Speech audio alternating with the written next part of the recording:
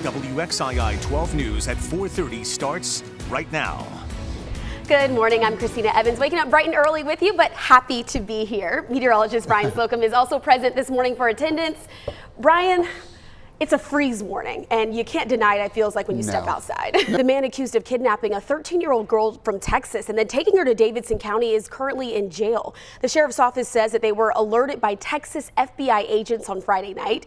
Deputies were able to arrest Jorge Camacho. This is during a traffic stop where they found where he was keeping that young girl. The sheriff's office did hold a news conference yesterday morning to address the arrest.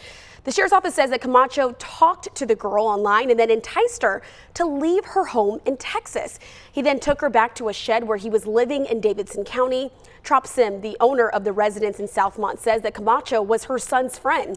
She says that she did allow him to stay there on the property, but was unaware that he had abducted a girl and was holding her captive. I just took him in, helped him out, because he got no place to stay. He lived with me 2 years. He don't show he was that kind of person. So I don't know why he done that. Camacho is currently facing charges of child abduction, rape, and human trafficking. The sheriff's office says that they are seeing an increase in social media related cases like this one. So they do want to remind parents this morning to continue to monitor what your child is doing online. The Reedsville Police Department is now searching for the person who's responsible for firing shots Monday afternoon and hitting an apartment on Linville Drive. Now, they tell us that this happened just after 4 p.m. yesterday. Officers say that these two vehicles were then seen speeding away from the area. According to police, more than one gun was used because of those different caliber of shell casings that were discovered. Anyone with more information, though, is asked to call the Rockingham County Crime Stoppers Unit. You can see that number right there on your screen, 336-349-9683. This is something to keep in mind. Be careful when you're heating your home over the next couple of nights as we're facing those colder temperatures. Mebane officials say that flammable items that are left too close to an unattended space heater can cause a house fire, and it did happen over the weekend. Now, this fire broke out just after 6:30 on Saturday evening along West Holt Street. This is not too far from the community cemetery. Fire crews did spend around 30 minutes just trying to get those flames under control. None of the 4 people inside thankfully were hurt, but 2 dogs were found dead inside. A 71-year-old Lexington man has been accused of printing and collecting images of young girls. Police did arrest James Speranza and charged him with second-degree exploitation of a minor. Investigators say that they were alerted to the allegations against Speranza back on March 3rd. So you may notice more law enforcement officers out this week across the Triad, and this is for the state's annual St. Patrick's Day Booze It and Lose It enforcement campaign. So this campaign continues through the 19th, and the NC Governor's Highway Safety Program says that during the same week last year, there were 225 alcohol-related crashes that led to 11 deaths.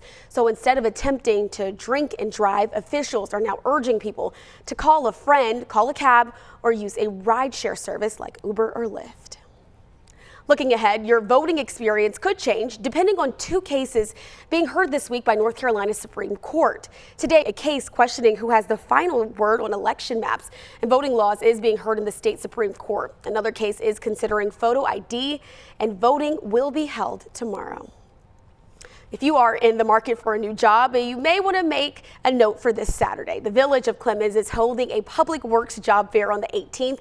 You'll have the opportunity to meet employees and just learn a lot more about those job availabilities. This comes with benefits and advancement opportunities as well. Come check us out. I mean, you don't have to be the most experienced operator, the most experienced technician to come looking for this. We train people up. I mean, that's one of the advantages of coming to work for a municipality. And again, the job fair is being held this Saturday from 10 until 1. This is all happening at the Clemens Public Works facility on Dillon Industrial Drive. Well, this morning, Winston-Salem officials are holding a public meeting on the city's housing and community development plan. So this plan is updated every 5 years and works to address homelessness, affordable housing, community services, and support for small businesses. So this meeting is at the Rupert Bell Park and Rec Center. This is all happening from 9 a.m. until noon. There's also an online survey on the city's website where you can also have your opinion heard. The United Way of Greater High Point is now asking for your help in feeding food insecure children. The groups are taking advantage of the social movement, #RedNoseDay. So to call for donations for its backpack program this Friday, money and food will be donated directly to help students at 21 schools in the High Point area, along with after-school programs as well and food pantry locations.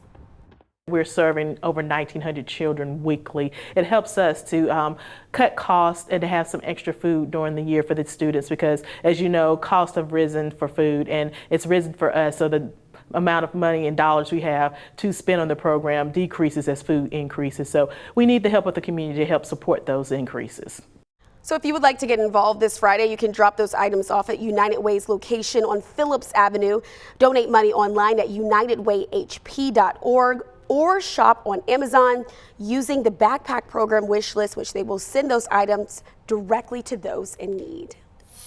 Well, coming up next, SpaceX is planning to test satellite to cell service this year. What phone provider they do plan on using. Earlier this year, we were able to tell you about a new collaboration between Charlotte-based Bojangles and Boone-based Appalachian Mountain Brewing. Now, their product is officially available. Bojangles Hard Sweet Tea has now hit shelves all around the state, so the drink will be available in 12-pack cans along with individual 16-ounce cans. So you will be able to find it at stores like Harris Teeter, Food Lion, Walmart, and other convenience stores. Washington, D.C.'s famed cherry blossoms are one day closer to peak bloom. So the National Park Service announced over the weekend that those cherry trees are currently in stage 4 of their blooming cycle. Stage 6, though, is peak bloom. So the Park Service has predicted that the blossom's peak bloom will fall between March 22nd and 25th. D.C.'s National Cherry Blossom Festival is set to open on March 20th. Lunchables will soon become a part of school lunch programs this fall. The turkey and cheddar cracker stackers and extra cheesy pizza will be available. Now, these are different than those ones that are found in those grocery stores. The company says that they have improved nutrition that does meet those federal guidelines for the National School Lunch Program. I'm sure kiddies will be happy about that one. Mobile sports gambling could soon be legal here in North Carolina, but state lawmakers are now proposing and when this will be taking effect. U.S. officials are now launching a new program that's aimed at warning organizations that are vulnerable to those ransomware attacks. So this new program identifies organizations that are exposing vulnerable software on the public internet. It's designed to minimize the impact of hacking campaigns that capitalize on commonly used software. So this is the latest in an all-out push by the Biden administration to curb the threat of ransomware, which has crippled hospitals, schools, and cost organizations upwards of $1 billion. Greensboro's mayor is now set to be recognized as an honorary Carolina Cowboy. Nancy Vaughn will be formally recognized as an honorary member of the PBR team at an event that's happening later today. So the PBR team series Combine, the future of bull riding 2023, is being held at the Davis Rodeo Ranch in Archdale at 3 this afternoon. That Combine is a 3-day event that's featuring all the top rising bull riders here in our area.